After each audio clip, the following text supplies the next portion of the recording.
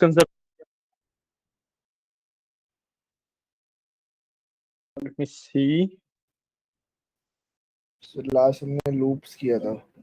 Loops किया था, ठीक है। तो आज का जो हमारा गोल रहेगा वो रहेगा फंक्शन से हम स्टार्ट करेंगे, ठीक है। तो just give me a second, let me share my screen.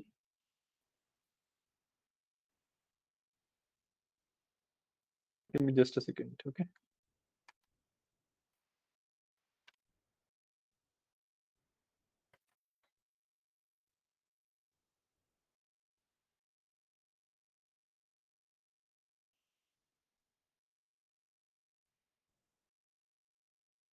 Okay, तो आज हम स्टार्ट करेंगे, वो हम स्टार्ट करेंगे विद फंक्शंस।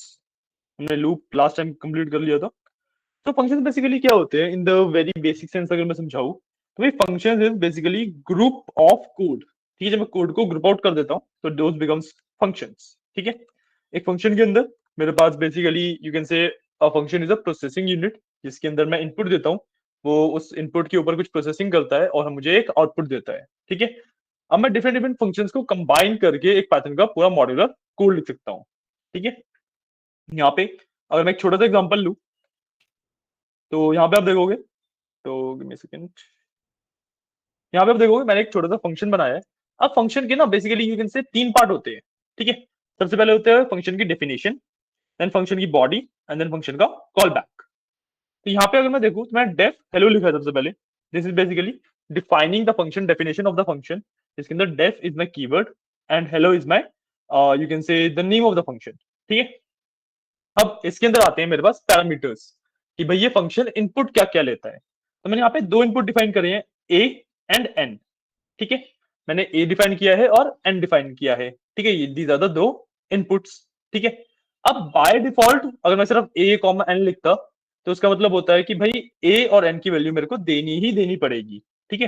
बट मैंने यहाँ पे किया क्या है, अगर आप एन को नोटिस करो तो मैंने एन इक्वल टू योगेश किया हुआ है ऑलरेडी, राइट। सो बेसिकली मतलब क्या हुआ कि भाई मैंने जो एन वेरिएबल है उसकी जो एन पैरामीटर है उसकी एक डिफॉल्ट वैल्यू असाइन कर रखी है। तो अब अगर मैं एज नीचे से पास करता हूँ, सॉरी नेम एन की वैल्यू नीचे से पास करता हूँ तो that will become the value of n, वरना बाय डिफॉल्ट एन की वैल्यू योगेश है। तो इससे मेरे को बेनिफिट ये मिला कि भाई मेरे को एन की वैल्यू पास करने की नीड नहीं है। तो यहाँ पे मैंने एन की value by default Yogesh define करी है और मैंने ए कॉलन इन डिफाइन किया है। इसका मतलब होता है कि भाई जो ए मेरा वेरिएबल है ना, ए जो मेरा पैरामीटर है, उसकी वैल्यू कुछ भी आए वो नीचे से मेरे को भेजनी ही भेजनी पड़ेगी। बट वो वैल्यू हमेशा इंटीजर ही हो सकती है, सिर्फ और सिर्फ इंटीजर में ही वैल्यू ये एक्सेप्ट करेगा। तो मतलब होता है ये।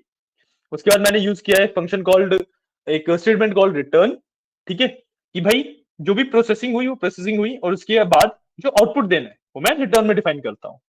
तो यहाँ पे मैंने इनपुट लिया, ये प्रोसेसिंग वाला पार्ट है और रिटर्न इज माय आउटपुट, ठीक है।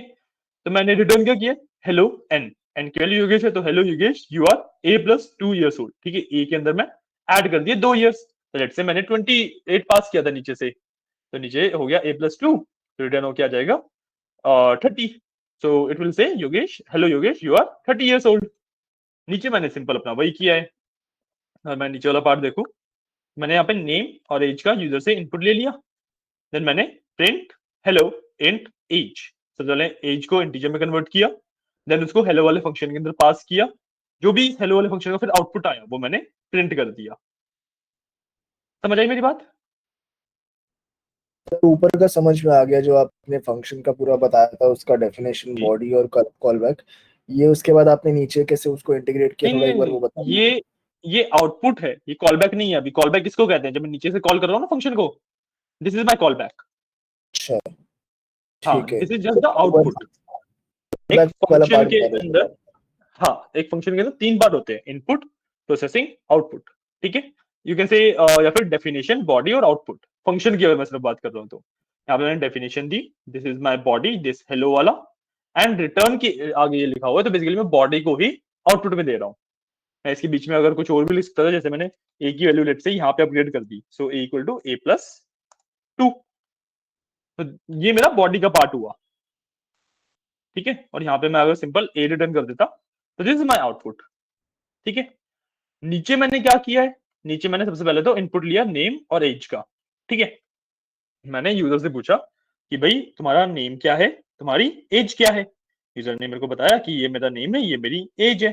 अब इसके बाद सिंपली मैंने क्या किया, सबसे पहले इसको देखो, सबसे इंटरनल ब्रैकेट को देखो। मैंने एज को इंटीजर में कन्वर्ट किया है, क्योंकि यहाँ पे सिर्फ इंटीजर में इनपुट लेता है ये।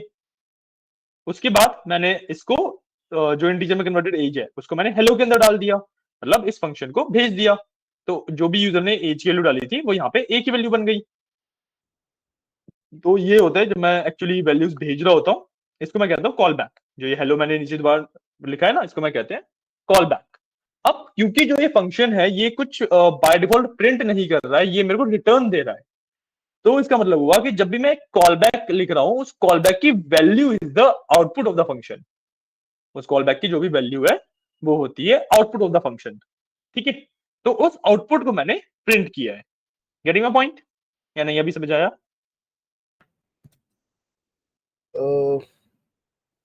एक बेटर तरीके से करते हैं, कोई बात नहीं। ठीक है, ए को मैंने सबसे पहले इंट एज, ये समझ आया क्या किया मैंने?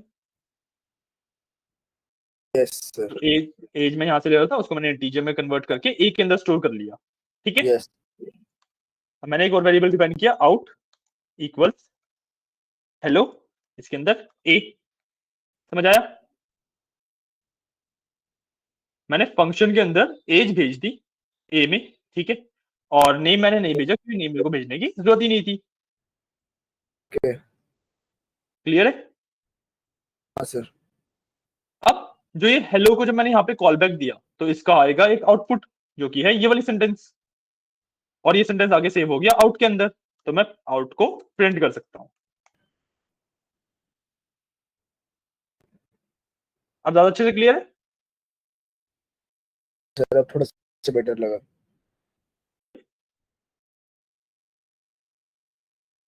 अक्षर मेरे को आपकी आवाज नहीं आई, क्या कर रहे हो?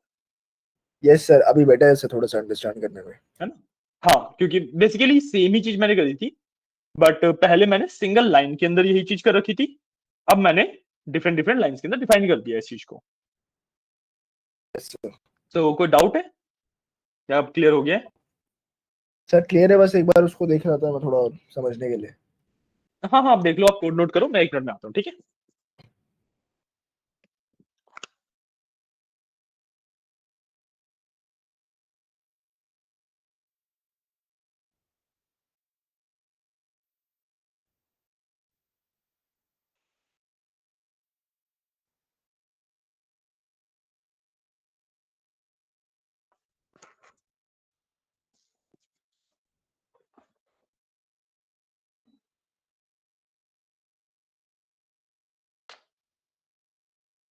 हुआ क्लियर? Yes sir. ओके, तो इसमें कोई डाउट? सर एक बार मेरे को 1 मिनट और देना, एक बार वापस हाँ से हाँ, गो श्योर थ्रू श्योर, कर। आप एक बार गो थ्रू कर लो। Whenever you are ready let me know, हम फिर स्टार्ट करेंगे, ठीक श्योर सर। है? ओके।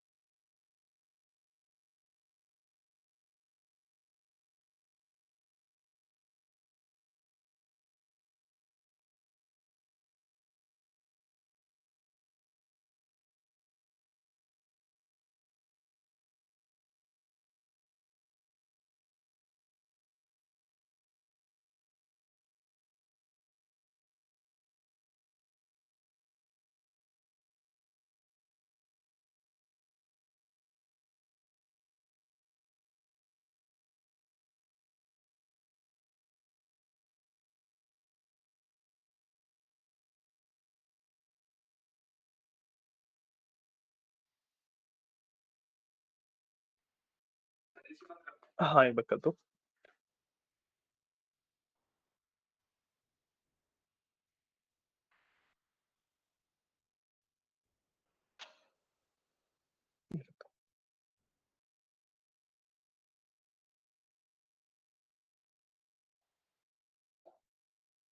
सर इसको एक बार रन कर सकते हैं, हाँ ऐसे हाँ, श्योर क्लियर हो। श्योर। Sure sure sure.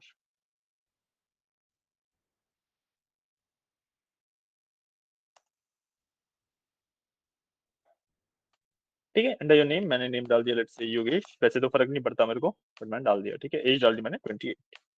तो hello Yogesh, you are 30 years old। Done sir, clear है। क्लियर हुआ ना? Yes sir. ओके। इसके अंदर कोई डाउट नहीं है? क्लियर है अच्छे से? सही, क्लियर है। ठीक है। किसमें सर? हाँ हाँ बोलो रवि, बोलो। सर इसको रिपीट कर देंगे एक बार?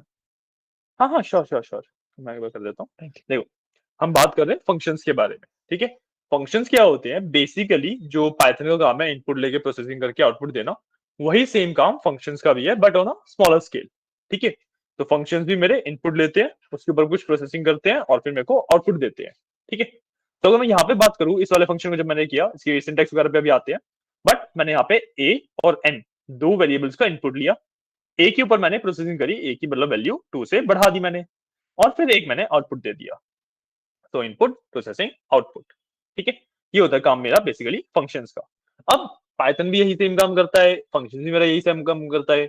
तो मेरा फंक्शन यूज करने का फायदा क्या हुआ? मेरा फंक्शन यूज करने का फायदा ये होता है कि भाई, जब मैं एक फंक्शन को यूज कर रहा हूं तो मैं ना अपने कोड को मॉड्यूलर फॉर्मेट में लिख सकता हूँ। मैं लेट्स से मैं कोई बहुत बड़ा प्रोजेक्ट पे वर्क कर रहा हूँ, उसमें मल्टीपल फीचर्स हैं, तो मैं हर एक फीचर को एक फंक्शन के अंदर डिफाइन कर सकता हूँ, ताकि मान लो किसी भी फीचर में कोई दिक्कत आ रही है, तो भाई मैं उस फंक्शन पे आके उस फीचर को, मतलब उस प्रॉब्लम को रिजॉल्व कर सकूं।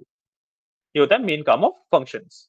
ठीक है, अब एक फंक्शन को यूज कैसे किया जाता है, लिखा कैसे जाता है, मैं यूज करता हूँ फंक्शन के अंदर मेरे पास तीन पार्ट होते हैं, डेफिनेशन, बॉडी, ठीक है, और कॉल बैक। ठीक है, तो डेफिनेशन मेरी ये वाली लाइन होती है कि मैंने फंक्शन को डिफाइन किया है। इसके अंदर मैं फंक्शन का नाम और वो फंक्शन क्या क्या इनपुट लेगा ये लिखता हूं।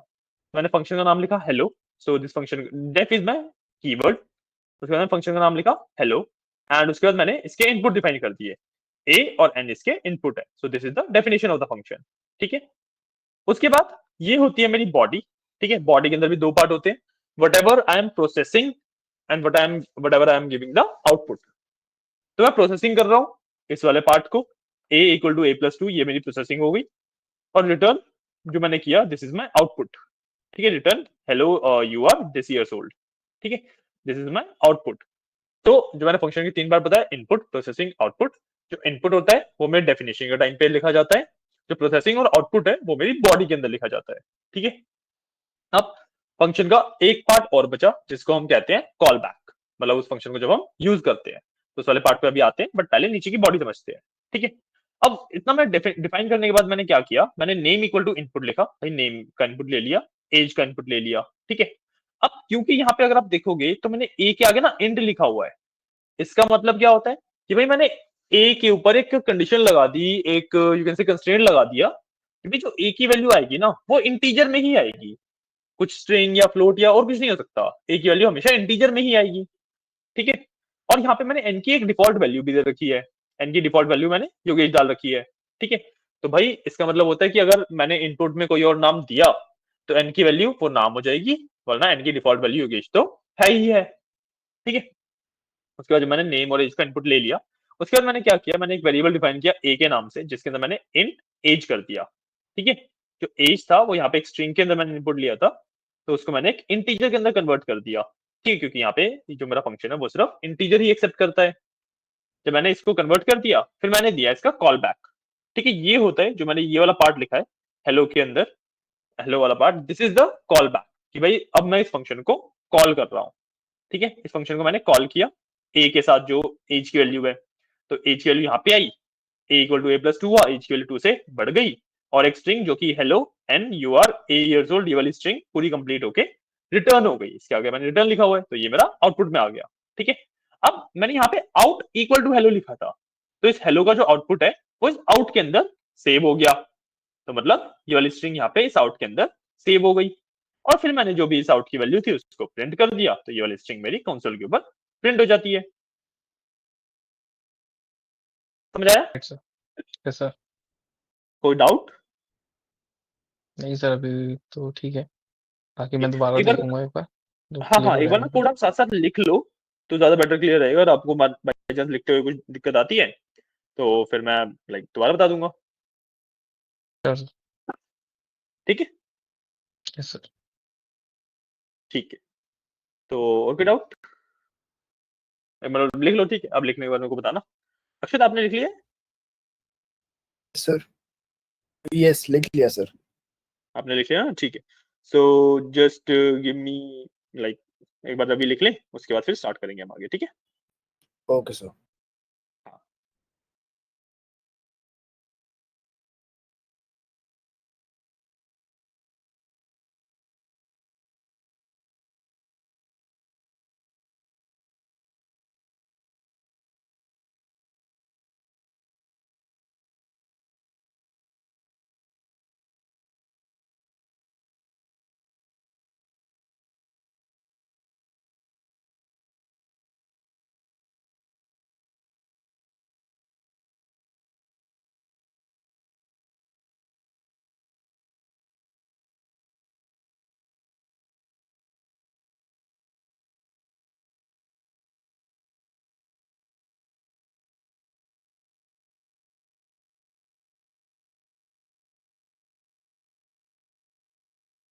सर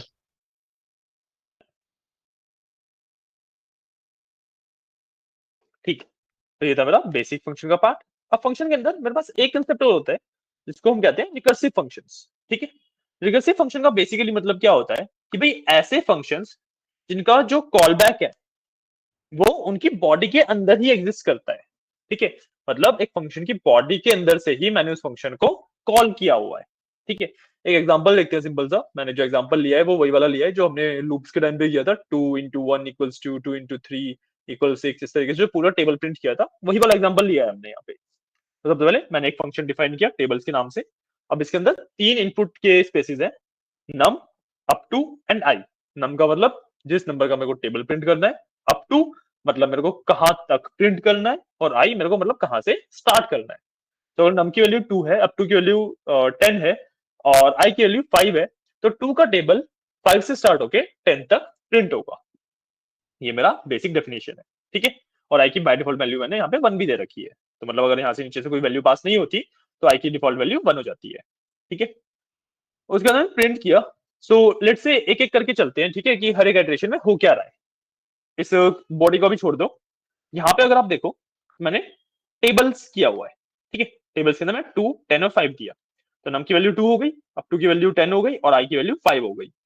तो 2 × 5 = 10, क्यों नम इंटू आई है, ठीक है। तो पहली लाइन ये प्रिंट हो गई। फिर इसने चेक किया कि जो आई की वैल्यू है क्या वो अप टू से छोटी है, जो कि हाँ, आई की वैल्यू 2 5 से एक मिनट रुकना, सॉरी, आई की वैल्यू अप टू से छोटी है। तो आई की वैल्यू 5 थी, अप टू 10 है। तो हाँ, 5 10 से छोटा है, ये स्टेटमेंट हुई ट्रू। तो इसने दिया कॉल बैक। कॉल बैक में नम की वैल्यू सेम रखी, अप टू की वैल्यू सेम रखी, आई की वैल्यू 1 बढ़ा दी, मतलब 5 था तो अब 6 हो गई।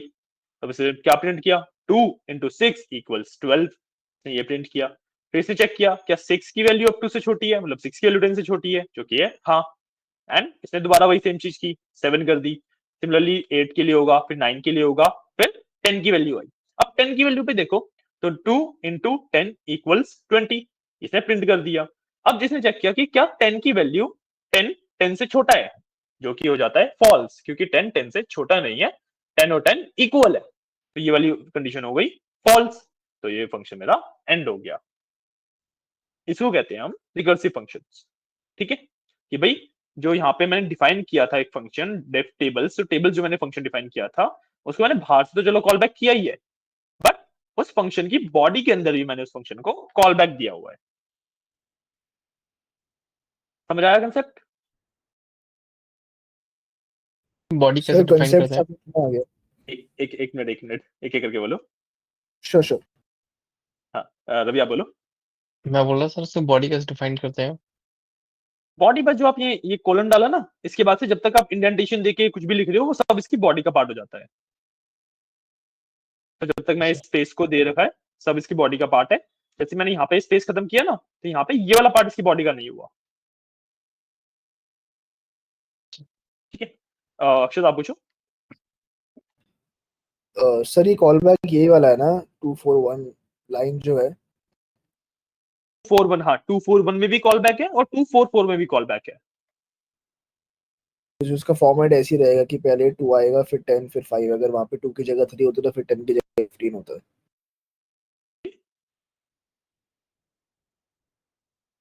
मैं आपकी बात समझा नहीं, और मैं सेकंड जो क्वेश्चन पूछा उसमें क्या पूछ रहे हो आप? मैं ये बोल रहा हूँ कि जिस तरीके से आउटपुट आएगा वो फॉर्मेट यही रहेगा ना, 10 5।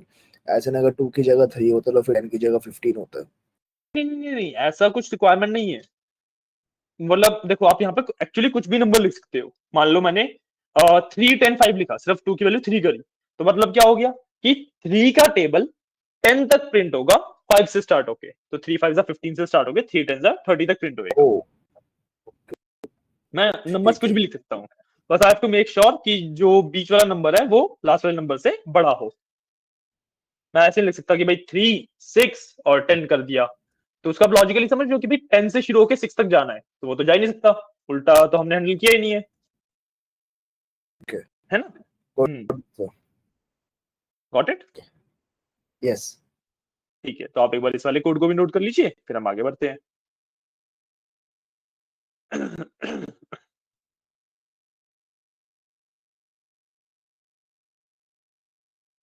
ठीक है, आज हम एक कंसेप्ट और करेंगे एरर हैंडलिंग का, और फिर क्लास हम एंड करेंगे, ठीक है?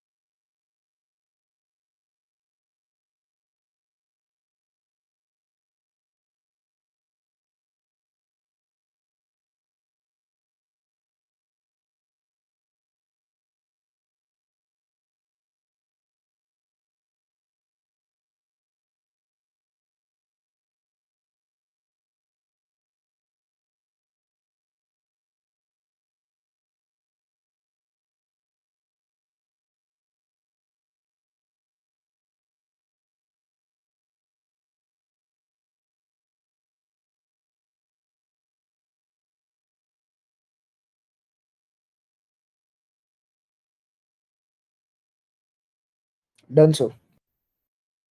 और अभी आपने किया? Yes sir. ओके, अब आगे बढ़ते हैं। तो यहाँ पे मेरा जो फंक्शंस का पार्ट था वो खत्म होता है, ठीक है? अब जो हमारा नेक्स्ट टॉपिक आता है that is called error handling, ठीक है? एरर हैंडलिंग का बेसिक मतलब क्या होता है कि भाई मैं जो भी एरर मेरे कोड के अंदर अगर कुछ कोड हो रहे हैं, तो मैं उनको instead of showing the error, मैं उसकी जगह पे कस्टम मैसेज वगैरह दिखा पाऊँ। क्योंकि अगर आप एक रियल टाइम सिनेरियो लो, सॉरी, अगर आप एक रियल टाइम सिनेरियो लो, ठीक है, उसके अंदर क्या होता है कि भाई मान लो आप एक कोई सॉफ्टवेयर यूज कर रहे हो, एक्सेल यूज कर रहे हो, पावर बीआई यूज कर रहे हो, कुछ भी यूज कर रहे हो, ठीक है? तो उसके अंदर मान लो आपने कोई एरर किया, आपने कुछ गलत क्लिक किया, कुछ इशू किया, तो ऐसा तो है नहीं भाई, जो मान लो एक्सेल है तो उसके अंदर जो कोड लिखा हुआ है, उस कोड ने जो एरर दिया वो एरर आपको दिख रहा है। आपको तो एक कस्टम एरर दिखता है, एक कस्टम मैसेज दिखता है, राइट?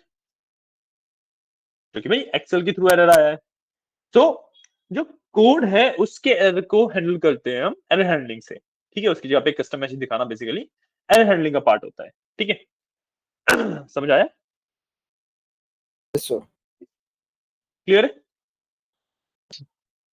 ओके। तो अब जो मैं जब एरर हैंडलिंग की बात करता हूं ना, तो मैं कभी भी जो मैंने एरर कॉज की है, मैं एज अ प्रोग्रामर जब मैं बात कर रहा हूं, तो जो एक प्रोग्रामर ने सिंटेक्स में कुछ इशू किया है, उसने कुछ गलत लिखा है, तो उन वाले एरर को हैंडल नहीं किया जाता। एरर कौन से हैंडल की जाती है? जो कि भाई जब यूजर एक सॉफ्टवेयर को यूज कर रहा है, तब उसने कोई एरर कॉज किया है, ठीक है? जो सॉफ्टवेयर एक्सपेक्ट कर रहा था वो यूजर ने वैसे नहीं किया, कुछ और कर दिया, वो एरर को मैं हैंडल कर सकता हूँ, ठीक है? जैसे यहाँ पे मैं एक एग्जांपल लेता हूँ, ठीक है? मैंने यहाँ पे एक एग्जांपल लिया, इसको कंट्रोल स्लैश करते हैं, टेबल्स वाले पार्ट को कमेंट आउट कर देता हूँ, ठीक है? मैंने यहाँ पे एग्जांपल लिया सेम यही वाला, ठीक है, टेबल्स का। यहाँ पे मैंने क्या किया, यूजर से इनपुट लिया, अ,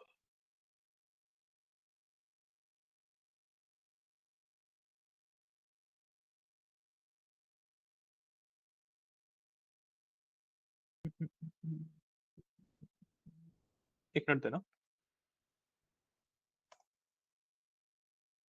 इस वाले पार्ट को ना भी समझाता हूँ, मैं एक बार पूरा कर रहा हूँ, ये शायद कोड पूरा नहीं था।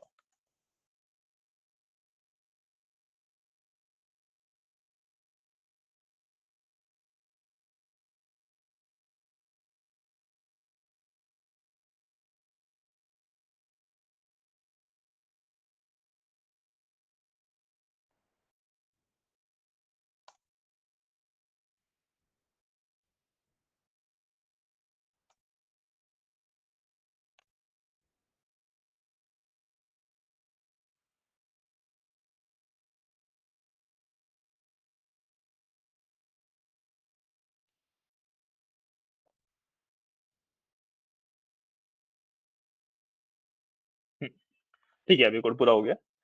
अब मैंने यहाँ पे क्या किया कि ऊपर वाले पार्ट को भी छोड़ दो, सिंपल इस वाले पार्ट पे। ठीक है, जब मैं एरर हैंडलिंग की बात कर रहा हूँ तो मैं ना 3 स्टेटमेंट यूज करता हूँ, ट्राई, एक्सेप्ट एंड फाइनली। इसमें से अगर मैं ट्राई यूज कर रहा हूँ तो मेरे को एक्सेप्ट यूज करना ही करना पड़ेगा। ट्राई और एक्सेप्ट हमेशा कॉम्बिनेशन में यूज किए जाते हैं। और फाइनली मेरे पास ऑप्शनल होता है, मैं फाइनली लिखना चाहता हूँ तो मैं लिखता हूँ, नहीं लिखना चाहता हूँ तो नहीं लिखता हूँ। ठीक है, मतलब क्या होता है इनका? ट्राई का मतलब होता है कि भाई एक ऐसा पीस ऑफ कोड जिसके अंदर मेरे को लगता है यूजर एक एरर कॉज कर सकता है। मैंने यहाँ पे ट्राई के अंदर क्या लिखा है, नम और अप टू में इनपुट लिया है। ठीक है, तो यहाँ पे जो मेरे को लग रहा है कि यूजर क्या एरर कॉज कर सकता है कि भाई नम और अप टू दोनों ही मेरे को नंबर्स चाहिए, but there is a chance कि यूजर नंबर की जगह पे कोई स्ट्रिंग डाल दे। मान लो 12 डालना था उसे, उसने ए बी डाल दिया या उसका क्यू डब्ल्यू डाल दिया। ठीक है, तो ये कॉज करेगा मेरे को एक एरर। क्यों?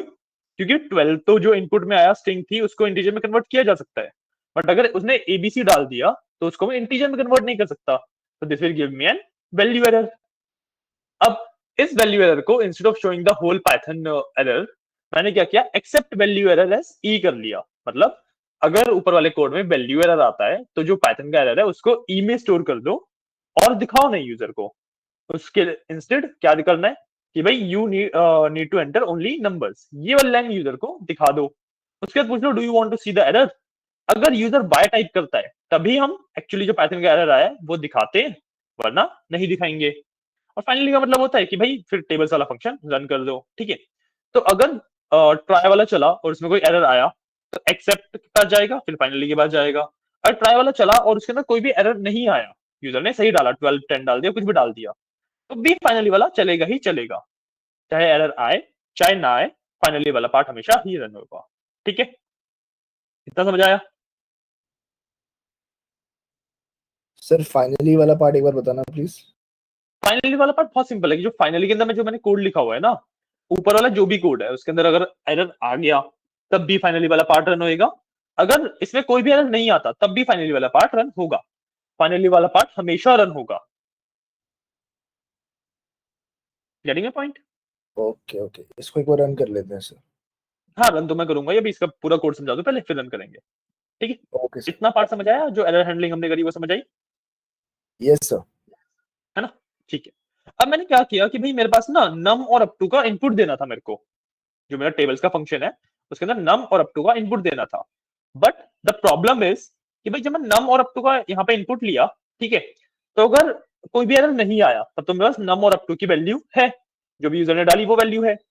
बट अगर एरर आ गया तो मेरे पास ना अप टू की या नम की वैल्यू नहीं बचेगी। मान लो नम उसने सही डाला और अप टू की वैल्यू में एरर दे दिया, तो अप टू की वैल्यू असाइन ही नहीं हुई कभी, तो अप टू एक वेरिएबल बना ही नहीं। और मैं यहाँ पे अप टू यूज कर रहा हूँ, तो that will cause me issue. तो मैंने क्या किया, मैंने नम और अप टू की ना by default values none define कर दी। ठीक है, कि मतलब वैल्यूज खाली है। तो अब यहाँ पे क्या होगा कि मान लो अप टू के अंदर एरर कॉज किया यूजर ने, तो भाई यहाँ पे अप टू की वैल्यू जो जाएगी वो बाय डिफॉल्ट वाली जो नन वैल्यू है वो जाएगी।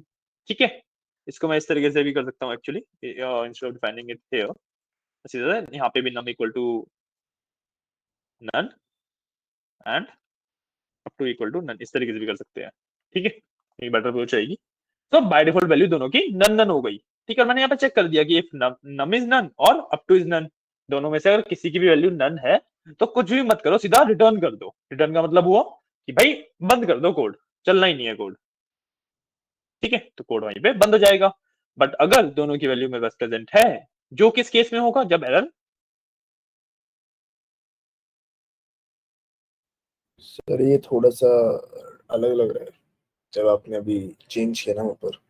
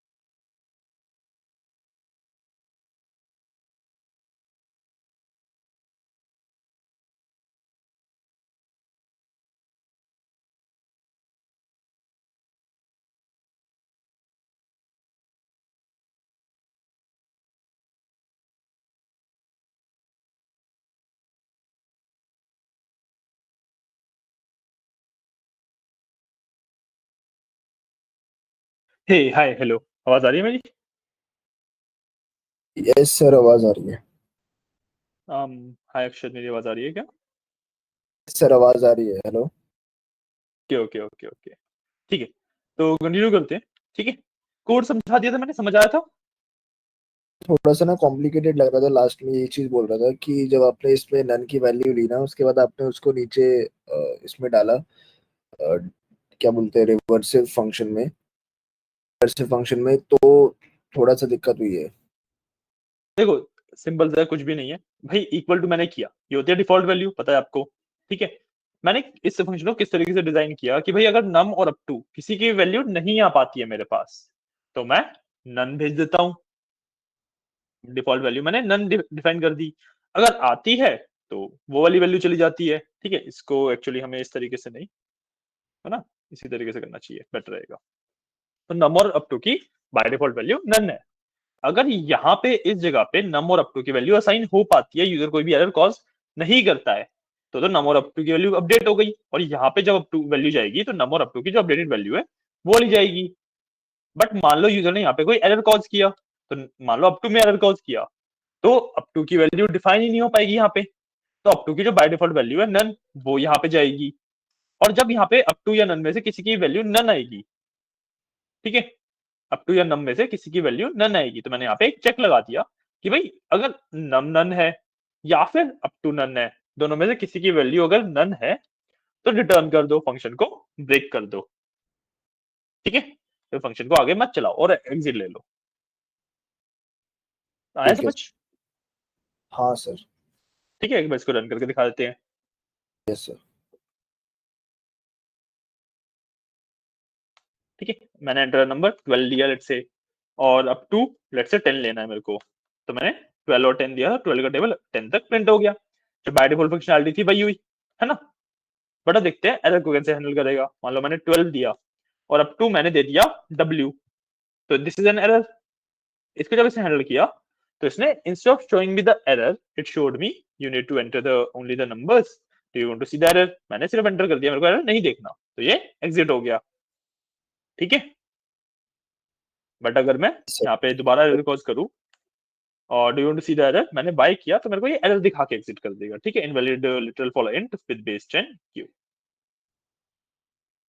क्लियर सर, है? ये बेटर बेटर समझ में। यस बेटर समझ आया ना? सर। हाँ, तो इस तरीके से हम एरर को हैंडल करते हैं। ठीक है, जो एक कोड है इसको नोट कर लो, जब नीचे स्क्रॉल करना हो तो लेट मी नो। ठीक है, सर एंड आज की क्लास के लिए this will be your last part.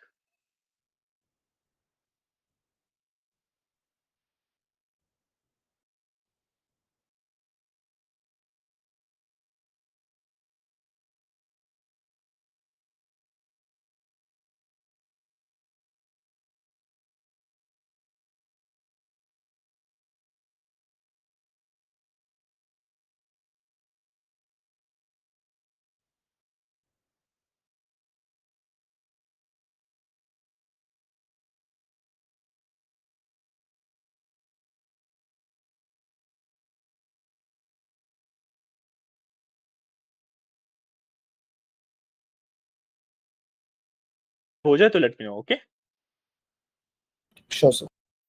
या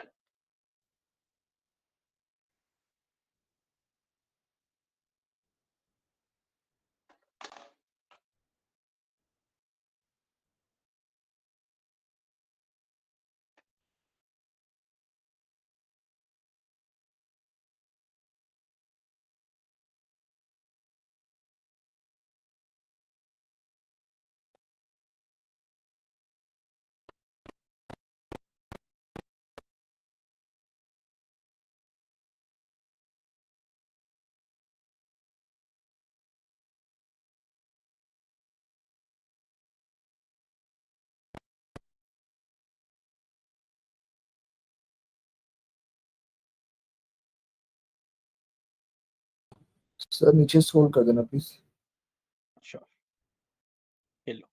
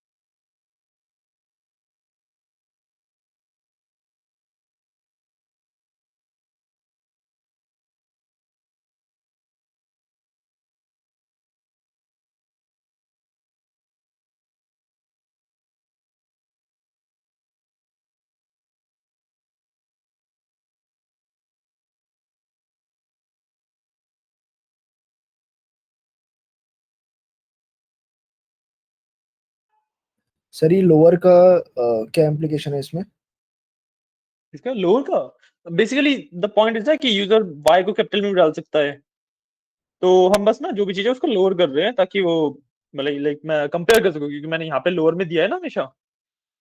ओ अच्छा ठीक है, यूज केस ठीक है। हाँ डन सर, नोटेड सर। ठीक है, डन। Yes sir. ओके, तो आज के लिए इतना ही, कल मिलते हैं, कल हम श्योर नेक्स्ट पार्ट करेंगे। Okay sir. Okay sir, see you. Okay चलिए, थैंक यू, बाय बाय।